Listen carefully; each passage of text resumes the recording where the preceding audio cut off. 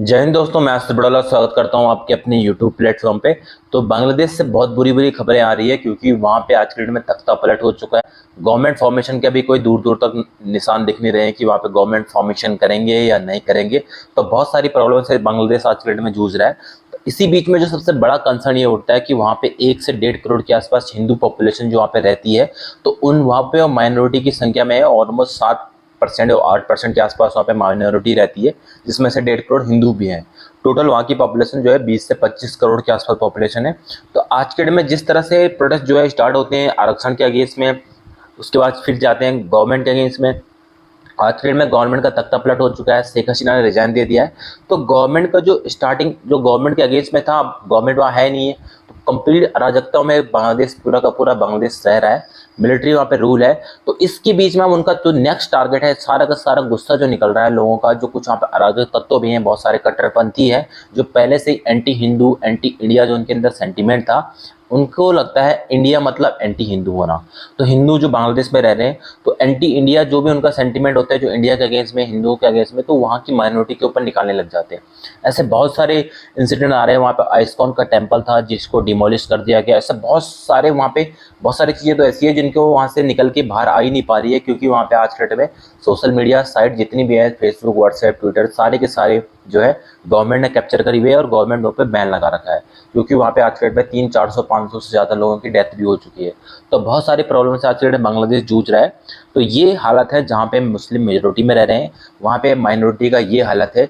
तो इसलिए, और इंडिया जैसी कंट्री में जहाँ पे मुस्लिम जो है माइनॉरिटी में है, जहाँ पर ठीक उल्टा है, वहाँ पे ह्यूमन राइट, कॉन्स्टिट्यूशन और इन सब चीज़ों की बातें करते हैं, बोलते हैं सेकुलरिज्म होना चाहिए, हिंदू राष्ट्र नहीं होना चाहिए। लेकिन जहाँ पे मुस्लिम जो है मेजोरिटी में होता है, वहाँ पे वो अपना जो रिलीजन है उसको इम्पोज करने की कोशिश करता है। अपना रिलीजन के अलावा उन्हें कुछ चीज़ और दिखती नहीं है। दुनिया में ऑलमोस्ट 57 कंट्री है जहाँ पे मुस्लिम जो है मेजोरिटी में है, जिसमें से 49 कंट्री, 48 कंट्री जो है जिन्होंने कंप्लीट इस्लाम को अपना एज ए स्टेट रिलीजन बना रखा है। कुरान, उनकी कॉन्स्टिट्यूशन जो है कुरान से चलता है, पूरा का पूरा कंट्री जो है कुरान से चलता है। तो ऐसी 57 कंट्री में से 49 इस तरह की कंट्री है। 2-5 कंट्री जो है, यहाँ इन कंट्रियों में आप बिल्कुल ये उम्मीद नहीं कर सकते हो कि यहाँ का जो स्टेट के जो हेड है, जैसे प्राइम मिनिस्टर, प्रधानमंत्री जो है, किसी अदर माइनॉरिटी कम्युनिटी का बन सकता है। लेकिन इंडिया में इसके अपोजिट है। इंडिया में माइनॉरिटी जो है वहाँ से प्रधानमंत्री बने हुए हैं, प्रेसिडेंट भी बने हुए हैं। अब्दुल कलाम जो कि मुस्लिम रिलीजन से बिलोंग करते थे, जिनकी पॉपुलेशन इंडिया में 15 से 16% है, तो वो हमारे देश के प्रेसिडेंट रह चुके हैं। बहुत सारे वाइस प्रेसिडेंट हमारे देश में मुस्लिम कम्युनिटी से रह चुके हैं। हमारे देश का जो प्रधानमंत्री हैं वो मनमोहन सिंह 2 बार प्रधानमंत्री रहे हैं। वो सिख कम्युनिटी से बिलोंग करते हैं, जिनकी पॉपुलेशन केवल 2% के आसपास है। तो इस लेवल की सेकुलरिज्म हमारे धर्म में है, हमारे कंट्री में है। तो ये बहुत अच्छी बात है और सेकुलरिज्म से इंडिया को ही बेनिफिट होगा।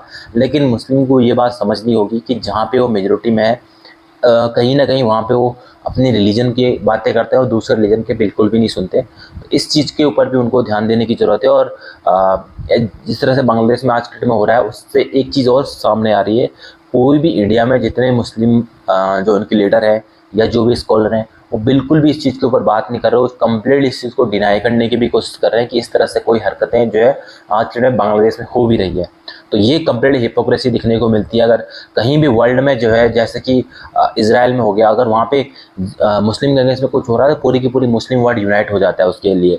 लेकिन अगर हिंदू बांग्लादेश में, जहाँ पे मुस्लिम मेजोरिटी में है, वहाँ पे हिंदुओं के साथ अगर कुछ अत्याचार हो रहे हैं, तो कोई भी उसके ऊपर बोलने के लिए तैयार नहीं होता है। आप किसी भी मुस्लिम लीडर का स्टेटमेंट देख लीजिए, कोई भी इसके ऊपर बात नहीं करेगा। उन्हें वो इस चीज़ को एक्सेप्ट ही नहीं करते। वो बोलते हैं ऐसा कुछ हो ही नहीं रहा है। पॉपुलेशन डिक्लाइन हो रही है। जब इंडिया आज़ाद हुआ था 1940 टाइम से, उसके बाद पाकिस्तान की जो टोटल और ओवरऑल पॉपुलेशन थी, जिसमें हिंदुओं की पॉपुलेशन जो है 25% थी, 75% मुस्लिम पॉपुलेशन थी। सेम बांग्लादेश में भी और पाकिस्तान में भी। लेकिन पाकिस्तान में आज के डेट में हिंदुओं की पॉपुलेशन जो है केवल 2% के आसपास रह चुकी है। वहीं बांग्लादेश में जो है 7 से 8% के आसपास रह चुकी है। और बताया ऐसे जा रहा है 2050-45 तक बांग्लादेश में हिंदुओं की पॉपुलेशन 1 या 2% से भी नीचे हो जाएगी। टोटल वहाँ पे माइनॉरिटी पूरा का पूरा 98 to 100% पॉपुलेशन वहाँ पे मेजोरिटी हो जाएगी। तो इस तरह के हाल जो है मुस्लिम कंट्रियों में है, जहाँ पे मुस्लिम मेजोरिटी में है।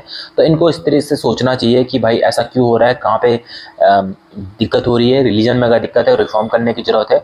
और अगर और किसी चीज़ में, तो डेफिनेटली इसके ऊपर सोचना चाहिए। स्पेशली जो लीडर है इंडिया में, उनको डेफिनेटली उनको प्रिविलेज फील करना चाहिए कि इंडिया में ऐसी कंट्री में रह रहे हैं जहाँ पे ऑलरेडी एक सेक्युलर मेंटेलिटी के लोग रहते हैं, तो उनको भी इस तरह की विचारधारा को अपनाना चाहिए। और हमेशा रिलीजियस की बातें के अलावा भी बहुत सारे मुद्दे होते हैं, उनके ऊपर भी उनको बात करना चाहिए।